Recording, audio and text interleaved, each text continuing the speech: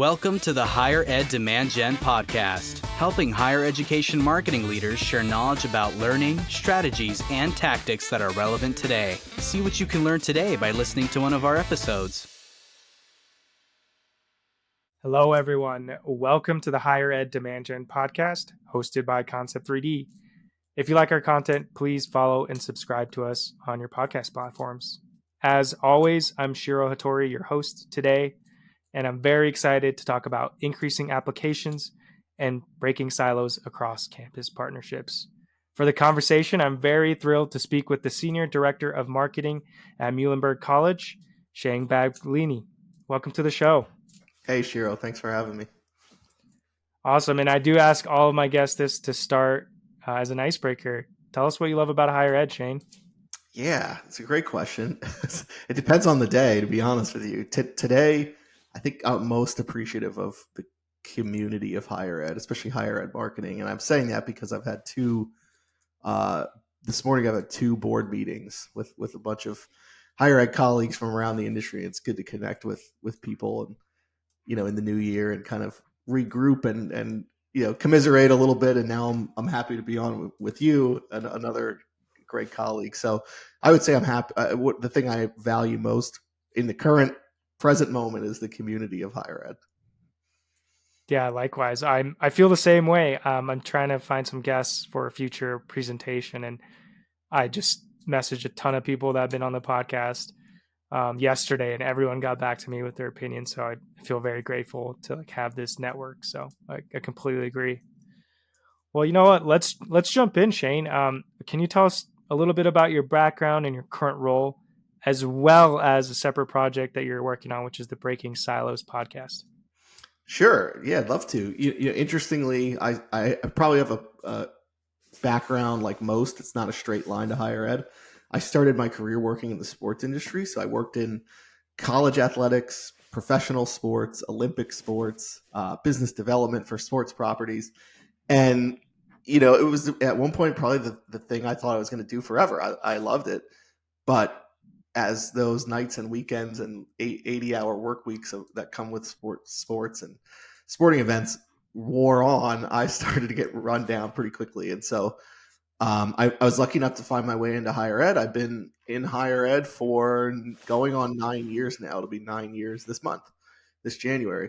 And I've loved it. It's been so rewarding to see, the impact that we could have on students, the literal life-changing impact that some of these students experience when they come to our institutions, and just being able to connect students to the possibilities of education has been really the joy of a lifetime. It's really, I wouldn't trade it for anything, and meeting so many great colleagues.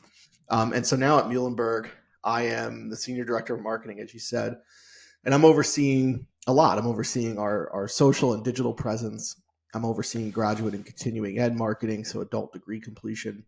I'm overseeing digital marketing, enrollment marketing, working closely with our undergrad colleagues on enrollment, and other duties as assigned. And so, like most, we're a small private liberal arts institution, and we're lean and outputting a lot of work. And so, I work with a great team doing great work, and really enjoying kind of the full scale marketing approach that we've implemented over the past couple of years. That's amazing. And can you tell us a little bit about the Breaking Silos podcast as well? Yeah. So Breaking Silos, honestly, is something I never thought I would be doing. I never thought somebody would even reach out to me to host a podcast until one day I got a call from my good friend Mallory over at Enrollify, asking me just that. Do you want to host a podcast? And my initial response was, I don't know, maybe. And so we went back and forth on ideas, and I just felt there was a real, one of the biggest pain points, I think, for higher ed in general, not just marketers, is the siloing that we experience on campus for whatever reason. A lot of times it's a product of our own doing, where we get in our own way. But I just felt I wanted to have something to address that. And so I wanted something that was a little bit of a different format. We started off having two guests from different parts of campus, one marketer, one non-marketer, to just talk about these different partnerships and the common threads that go along with breaking silos. And so that was where the inspiration from the podcast came. And honestly, it was a session at AMA 2 years ago that really spurred that idea about, it was from Kent State, that a partnership between student affairs and marketing to really launch a huge mental health awareness initiative. And that kind of was the light bulb moment that said, there's more stories like this out there, and I'd like to tell them.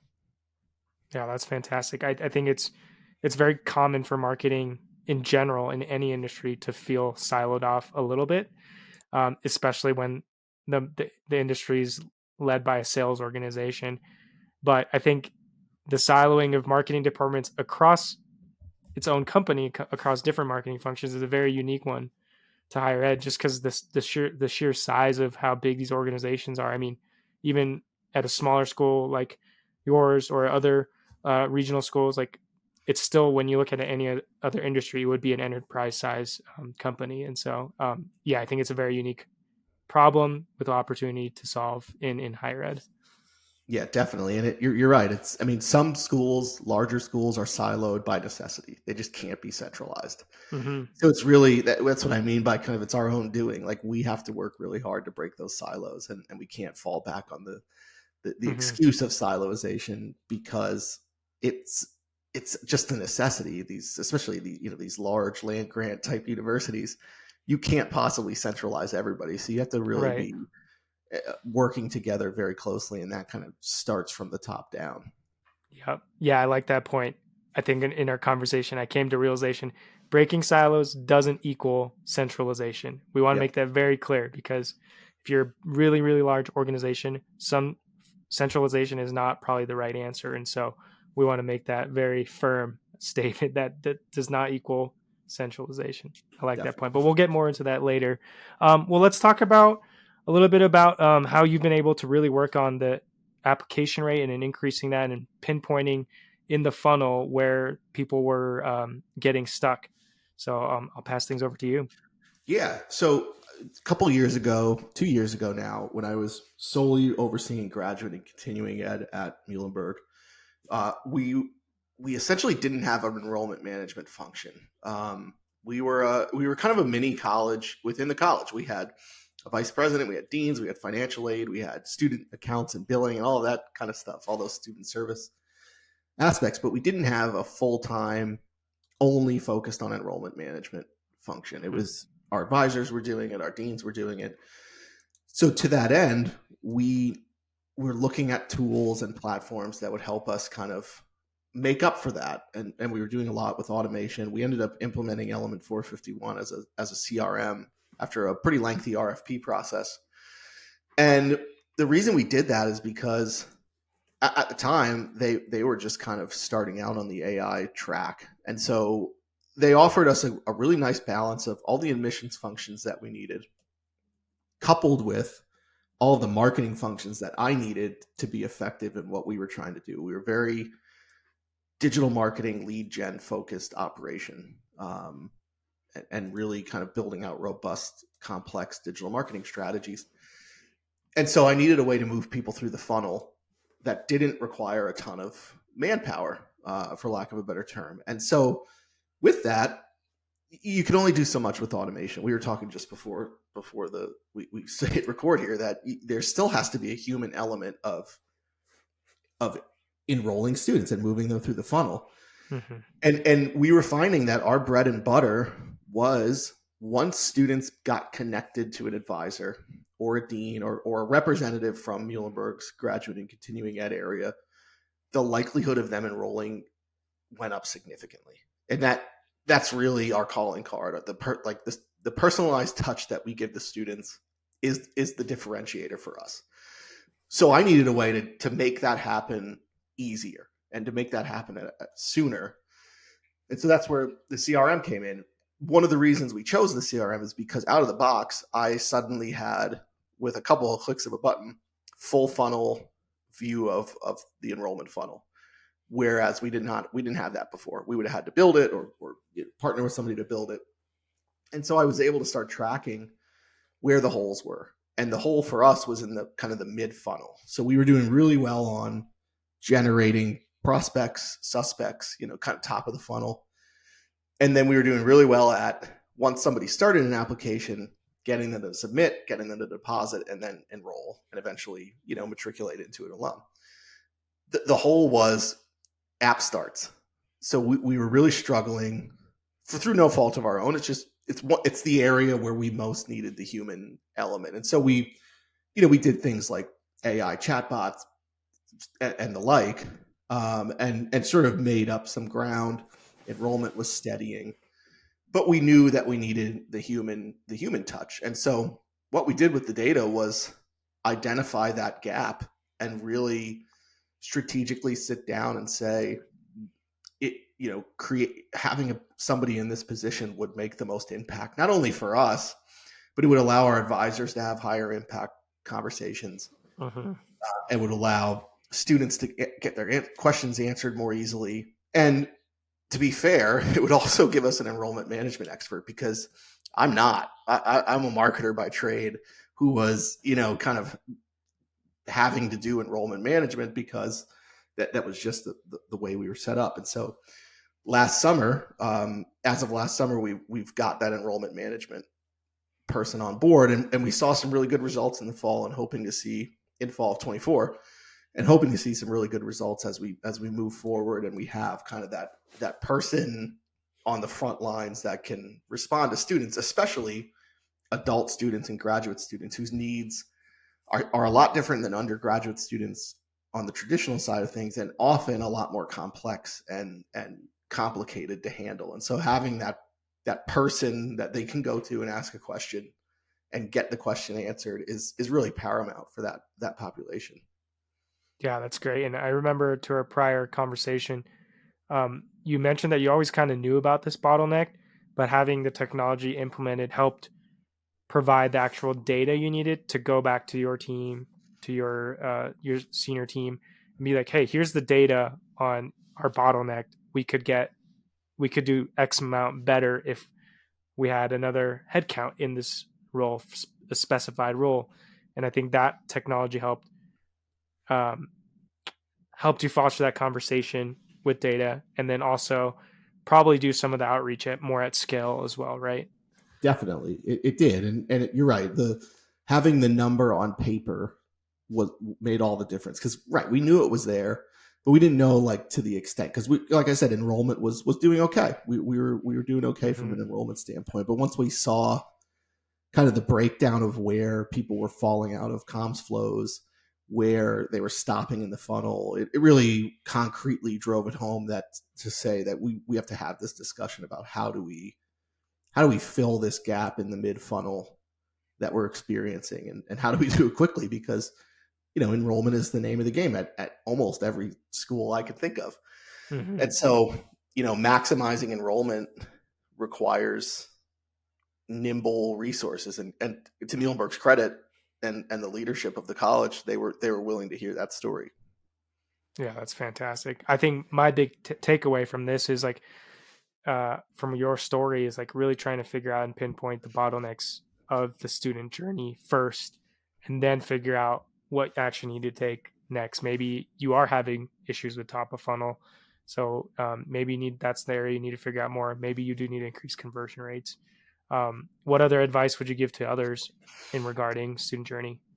Yeah, I think that's great advice. The advice I would say would be to if whatever data you have, don't make any conclusions without looking at that data, because we could have looked at the funnel and saw that people weren't finishing applications, and that would have meant, okay, we've got to pare down our application or do something differently. We could have seen that people weren't depositing, and it would cause us to look at our deposit, how much we were asking for a deposit, or in the case of continuing ed, is a deposit necessary? Can people swing it, in this economy? But the assumption that we had was correct in this case. That might not always be the case for everybody. So that's why, that's why the full funnel view, if you're lucky enough to have it, or if you have the resources to create it, is so vital, because you can really pinpoint throughout that student journey where the hole is and how you can fill it.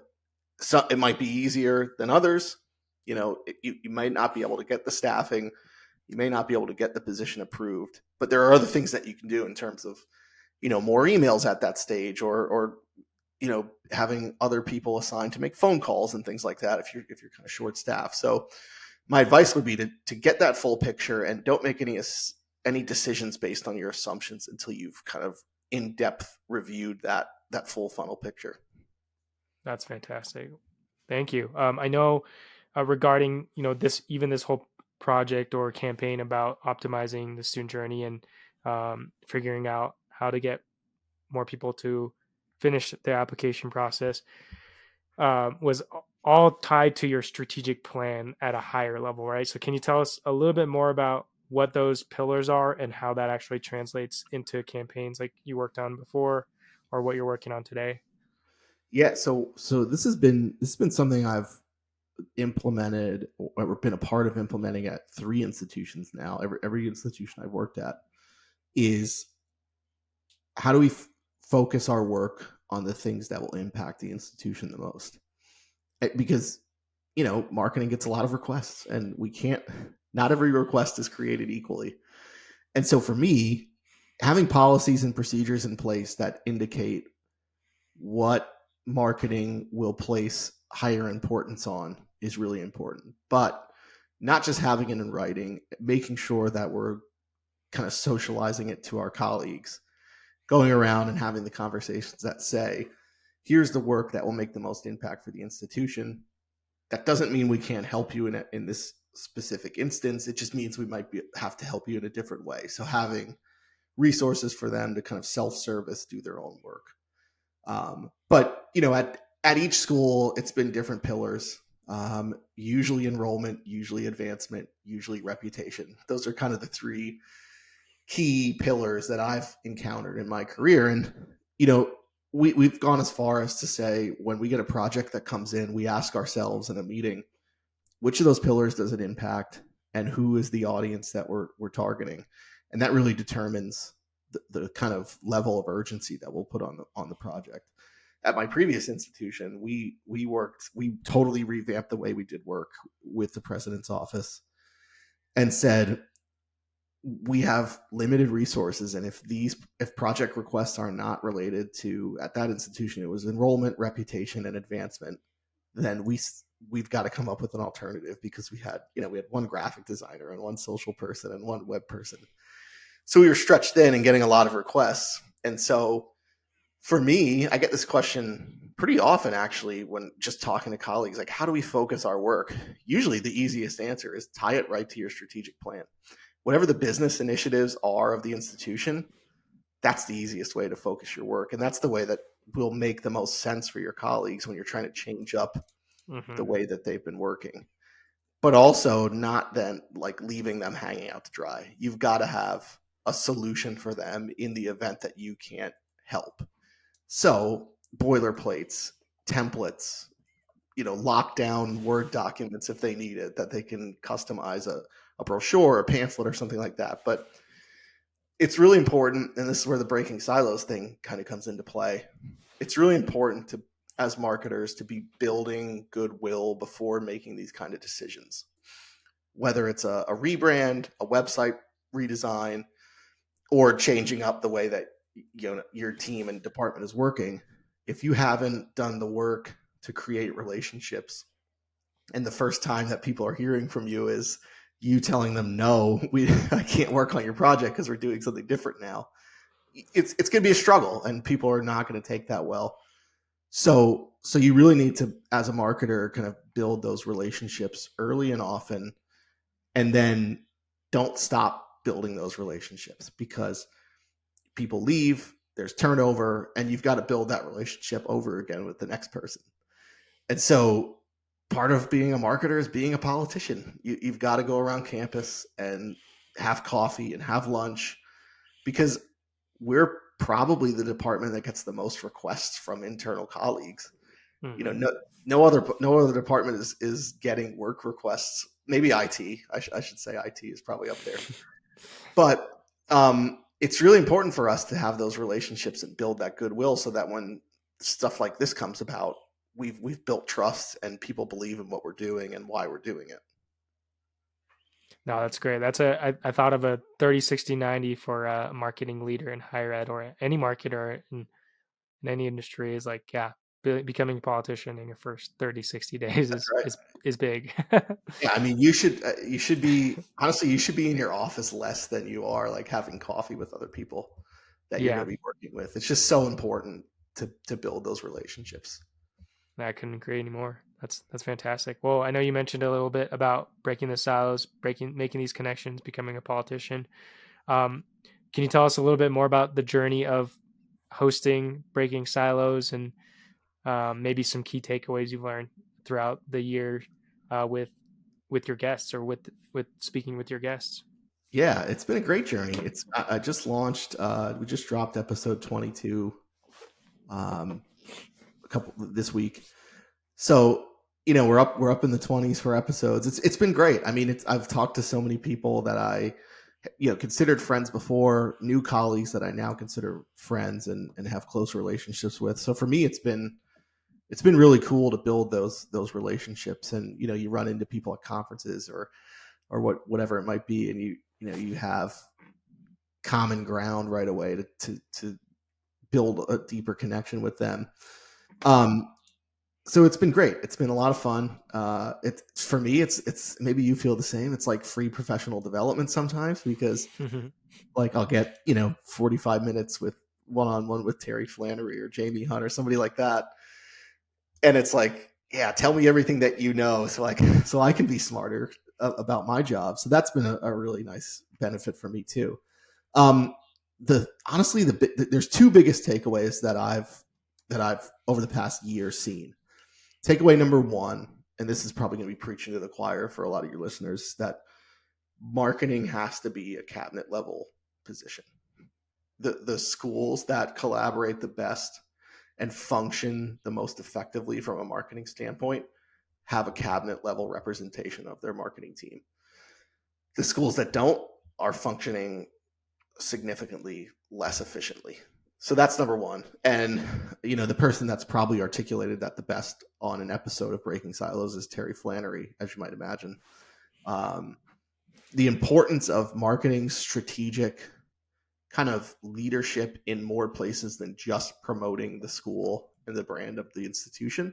Mm-hmm. But things like setting price points and being involved in those conversations, facilities, how we're offering programs. Are we offering them online, asynchronous? Marketing has insights into all of these different things. And if they're not involved from the strategic level of those conversations, and we're just kind of, down the pike getting told, okay, here's how we're offering these programs now, go out and sell it without any input, you're setting yourself up for failure. So that's number one. Number two is that those cabinet level relationships, the best examples I've seen are the examples of colleagues that are legitimate like friends. Like you can tell from the first time you talk to them, these people get along well. They work well together. They go out for lunch. They go out for drinks or coffee or whatever it might be. Those are the schools that I see in practice, even after our conversation, performing the best. Because if the collaboration at the cabinet level is strained or not effective, it will ultimately trickle down to the departments that those individuals operate. The probably the two most key partnerships I've come across hosting the show is obviously marketing and enrollment. That's going to be an obvious one. And then marketing and IT. IT is probably the most underrated partner on any campus. None of us could do what we do without IT. Like if there's no Wi-Fi that day, nobody's getting any work done. So, from the website to CRMs to data management, I think marketing, VP of marketing and CIO relationship is super important. But it's been the people that get along well and are legitimately good, close colleagues that trickles down to their department. So those are two of the kind of themes that I've seen come about. No, that's amazing. I mean, I've talked about it on this podcast with many guests about getting someone at the cabinet or executive level many, many times. I completely believe in this too, because I think marketers have an increasing expectation and responsibility for really having more ownership in enrollment marketing and enrollment, brand, reputation, all these things that really impact the revenue of the institution, and therefore like they need a voice because if the ones that are being accounted for more for things that they used to not be, they should have more representation as well. Agreed. So Agreed. And Terry said it best. Our importance as marketers and communicators was never more obvious than during COVID. And so maintaining that momentum as an industry is really important. And I think, for campus leaders to see that importance and remember it, because we try to block COVID out of our brains, but remembering the importance that marketing and communications had during that time will serve institutions really well. yeah, I like this example with the IT and marketing collab too. Like I know that some marketing teams have a webmaster in the marketing seat that is like adjacent with the IT team. So they're like often responsible for managing just the front end website, but anything back end is like controlled by IT. But would love to dig a little deeper on this one. My assumption is that like I think someone on the podcast said your website, your higher ed institutional website, is the most visited building on campus by far. And therefore, it's the most important asset to the entire brand, to the institution. Yeah. Because like the physical buildings that get a lot of attraction and eyeballs, like it's very clear like that's very important. But if you were to imagine your website, a digital asset like that is actually the most important building on campus. Like there's a lot of value that comes with that, right? But I don't know, what's your take on it? Yeah, no, I think you're exactly right. It is, we know our websites are important, but we don't act that way, if that makes sense. We know our websites are important, but we don't allocate the budget to make them what they need to be. And they end up, in a lot of cases at different schools, they end up just being the catch-all. We're trying to serve everybody at all times, internal, external. All stakeholders have a representation on the website. In reality, it's the biggest admissions driver we have. And I'm very hard line stance about higher ed websites. They are for prospective students and families, and then current students and donors. And if you're redesigning a website or trying to revamp your website, if you're not willing to kind of be all in on that concept, then you're setting yourself up for failure again. You just simply cannot answer every question for every audience on the website. So again, I mean, this goes back to, again, your business priorities. If your number one priority as an institution is enrollment and retention, then you need to build your website as such. If your number one priority is alumni and giving, then that should be the focus of your website. Most of the time, it's the biggest admissions tool that we have. We don't treat it that way. We think that when students come to our website, they're more interested in our brand than they are. We assume that they care about our brand. What they care about is, do you offer the program that I have? And then they'll continue to interact with us. And that's where we can serve them brand content and what it feels like to be at the school. Right. If we don't have their program, they're going to move on. So if we're not answering that question first and foremost for prospective students on our website, then we've got work to do. But it really takes a cultural mindset at your institution to say, we are going to be an admissions focused operation. And to that end, our website is going to be that as well. Because like you said, it's the number one tool that we have. As it's more important than brand. It's more important than athletics. It's more important than anything. It's the way that students are interacting with us, but we don't treat it as such. And so I hope in the coming years, higher ed kind of leans into this idea that these, especially with the enrollment cliff happening, these tools need to be optimized to maximize enrollment, or we're missing out and we're kind of putting ourselves behind the eight ball. Yeah, 100%. I have so many comments on this one, but I think the one thing I'll say is like, think about your institutional goals and how they align with the digital channel that you're spreading them. Like I think in most cases, your website is not the best channel for reputation, and therefore, if reputation is even in your pillars, like think of what the better channel for that would be. Yeah. Unless you're like at MIT or somewhere, right? Right. But Yeah. yeah. Okay. Well, moving on. Let's talk about some examples. You mentioned a little bit about your podcast and a couple of guests and forming some what would maybe could be considered unusual partnerships across campus. I think we were talking about my alma mater, CU Boulder, a little bit here, but yeah, can you tell us a little bit about their story? Yeah, they really stick out, and I think a former guest on your podcast, Maria Kuntz, was a guest on mine, along with Noelle Siebert, who is the director of social at CU Boulder for the flagship accounts. Maria's in advancement, and the topic of the episode was a giving day. It was Buffs All In Giving Day at CU Boulder, and the story we wanted to tell was year over year progress that happened really purely because of closer collaboration between Maria and Noelle. The first year of this initiative, it was a collaborative approach to an extent, but there was definitely improvement to be had. So Maria and Noelle partnered really closely together with campus communicators and made this more of an integrated effort. And the results were crazy, like 75+% increase in first time donors. That's like the biggest stat that's come out of the show for me. That's the most like mind blowing stat that I've heard. And you're right. It is, you mentioned at the start here, breaking silos is not about centralization.